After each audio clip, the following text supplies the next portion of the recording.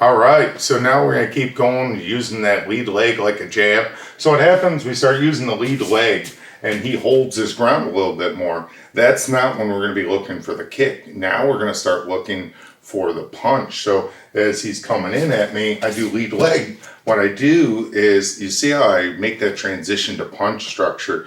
Very similar if you see the Muay Thai fighters, when the Black Cow does a real cool Ram Muay, when they shoot the arrow, stomp.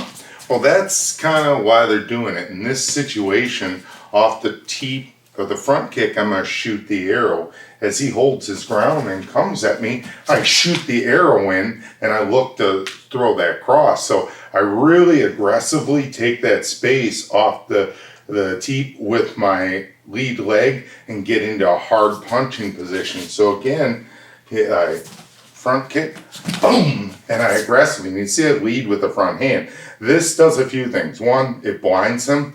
Two, measures him. And three, he's got to hit up and over to hit me. Because one of the reasons why you see that a lot in Muay Thai is by controlling the center, he hits up and over, that's when I can elbow. So that's why I really control that center and that long guard. It forces him to circle. When he circles, I can elbow. Now that's another video. So again, like I said, off the front kick, I land, take that space, hard punch, punch, punch. Like I said, all the magic starts happening off of that. You land that hard cross, it keeps him out of your face there. So again, whether it's at the leg, and I take that space, hard punch right off that, like I said, if I go to the body, it's that aggressive. See, I place, I'm multitasking. As I feel he's holding his ground, I switch to that punch structure. I hit punch structure, dig in, drive the head like we talked about earlier. That gives us maximum power. Whether it's a straight, if he's wide open, or if his guard's closed, I go around the guard nice and easy. So again, same thing with the face. Into the face, I take control that space and drive, and it's all that transition. It's taking your head and bringing it in off the kick. So I had my head back to protect myself.